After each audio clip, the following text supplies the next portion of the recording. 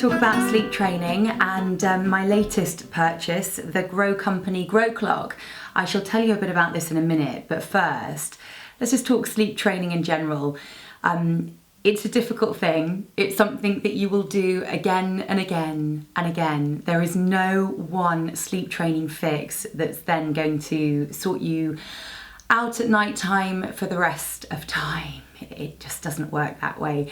You may have had a baby that slept right through from the very beginning. I say well done to you, that's wonderful. I'm not sure you and I can be friends. However, it's one of those things that will go away from you and then come back, and then you might have to retrain in a completely different way because things change with babies. Again, you might have had a baby that slept through from the very beginning, but then teething might happen, or your baby gets a cold, or anything. Something will change. They might get to over 2 years of age and suddenly you might start having nightmares. Something might scare them in the night, and that's it. It can screw up everything, and then you are back to the drawing board.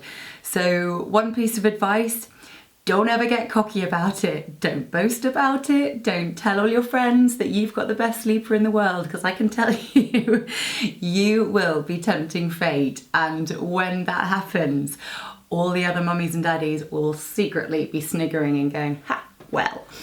So there we go. That's just life and that's just parents. Anyway, so what happened to us? So Tilda was coming up to age 3. And for some reason, I can't even remember what it was, she started waking up in the night and coming into us. Maybe it was one bad dream, and that can be all it takes. So she came running in, and because we weren't used to it, because at the time she had been sleeping pretty well, she came into us, and of course we were just completely not for six and went, oh, just come here for a cuddle. And let her sleep in our bed. Dun, dun, dun. Maybe some of you co-sleep still anyway, which is lovely, but I can't sleep with her in the bed. She's like an octopus. She is everywhere. It's like that, can't do it. So after that night, of course, she suddenly thought, oh, I can sleep in with mummy and daddy. Isn't that nice? So we had to do something about it. After a couple of weeks when we hadn't slept, Fred and I were ready to pull our hair out, and I was feeling probably a bit weepy quite a lot of the time, because you do when you're crazy tired. So I said, right, I'm getting a Gro Clock. I first heard about one of these when I was at work, actually, years ago. It was before I had kids, and there was a dad who was shouting about these to anyone who would listen. They had just got it, and he'd finally got some sleep, so he thought this was the best thing he'd ever heard of or ever found. So I thought, right, I'm going to get one of those. It's called a Gro Clock. The concept is basically that it's a lovely big bright face that at night time shows stars. It does show the time as well. You can turn that off or not, it's up to you. But it shows the stars at night with lots of little stars around the outside, which disappear throughout the night until the time you have set the alarm for, and then it changes to a sun. Now, it's a really basic concept, really, that kids can understand, because they don't have to tell the time. All they need to know is stars mean stay in bed and stay in their room, and sun means, hooray, they can get up and they can come and wake you up and poke you in the face and say, mummy, it's time for breakfast. So that's the concept, and this is what we tried. So we gave it a go. And I have to say, the results have been pretty good. Now, sleep training is called training for a reason. It's not something that happens in one night. It will take a little bit of work on your part. I have found that generally with everything kind of takes a week, give or take. There might be a bit more. But when it comes to things like this, you've got to say, right, this week's going to be a bit of a tough week, but it's for the greater good. So we said, okay, I've got to go back to the drawing board. I'm going to have to get up with her. I'm going to have to stay in her room and comfort her until she falls asleep, all of that kind of thing again. So what happened? Well, the first night was the same as it had been before. She woke up and she came in, so I went through with her to her room, and I said, look at the clock, it's not daytime yet, so you've got to stay where you are, which she fought, of course. She did cry, but I stayed with her and I stroked her head. I did all those things that any parent would do. So she did stay in her room that night. It was, like I said, it was a bit of hard work, but she didn't come into our room. That was the bottom line. That was what we were trying to fix this time. The other thing, which I should mention as well, is that it does come with a storybook. And this helps you explain to them what you're going to be trying to do with them. It's about a farm, and it talks about the sun and the stars. And like I said, it's laying the foundations for what you're trying to do. And it's nice, they like it. Who doesn't want a bedtime story? So that really helps, and she did really like that too. So second, third, fourth night, I'm trying to remember now exactly how it went, but second night, I know she slept through. I don't know what happened. I don't know what we did differently, but she slept through. In the morning, it was like a freaking Disney film in this house. We were jumping around, we were laughing, there was birds tweeting around our head making our breakfast, because we'd all had a really good night's sleep. It was amazing. I'd like to think it was all down to the clock, but as a parent, I know that it was probably a little bit of a fluke. So anyway, that was night 2. And then things changed gradually. It did start to work. We had a few different nights where it was a bit rough, and then it did gradually start to work. Now, I have done a few clips of some of the nights where it did or didn't work. I shall show you those now. You're gonna have to excuse my sleep face, and you will notice, yes, I am trying to hide my forehead and my forehead wrinkles. But hey, what do you want from me? So here you go.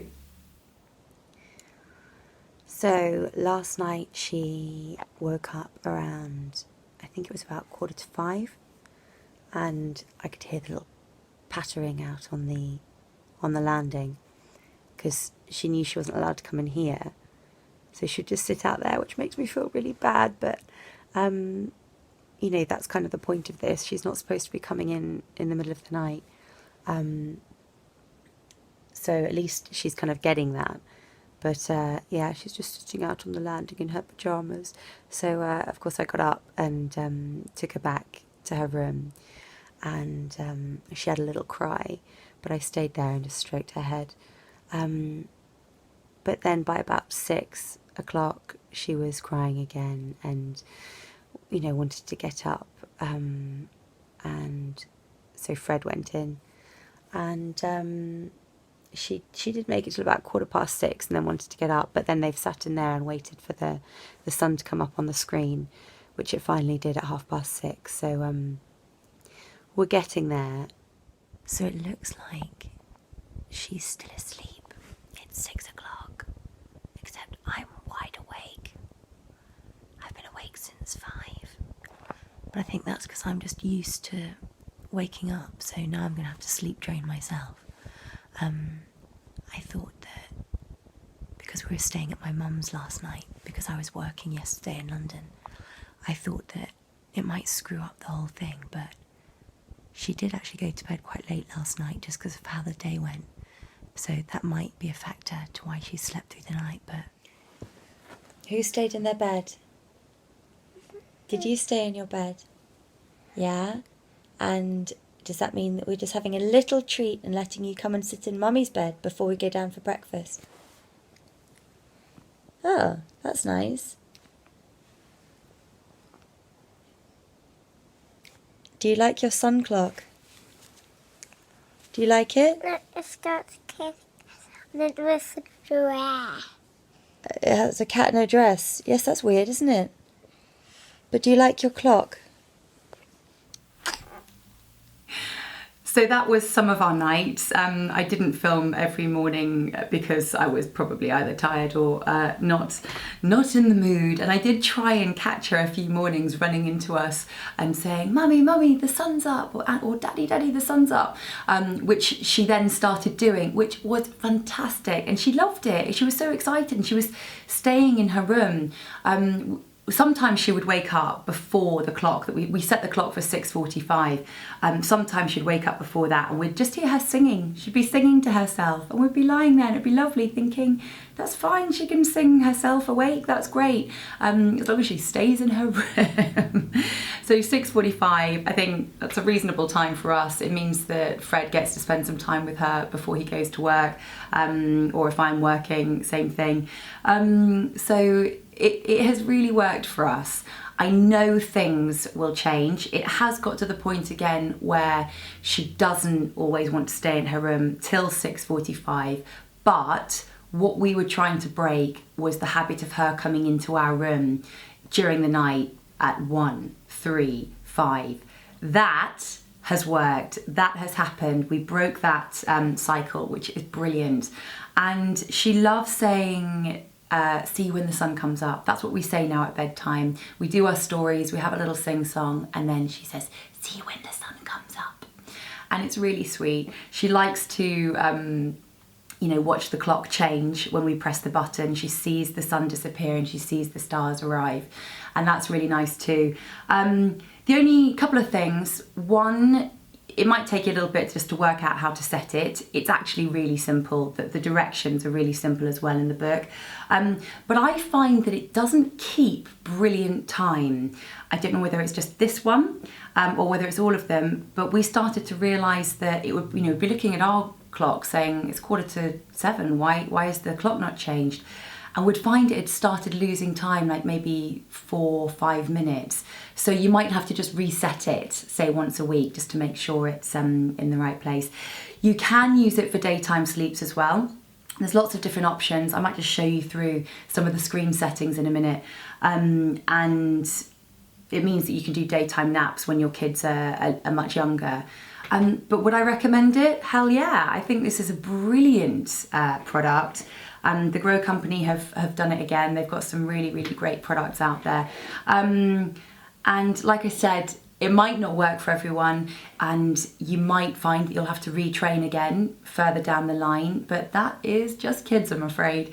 There is no magic wand. I wish there was, so we could all get a beautiful night's sleep every night. But I wish you the best of luck if you do go for this. I can recommend it and I hope it works for you.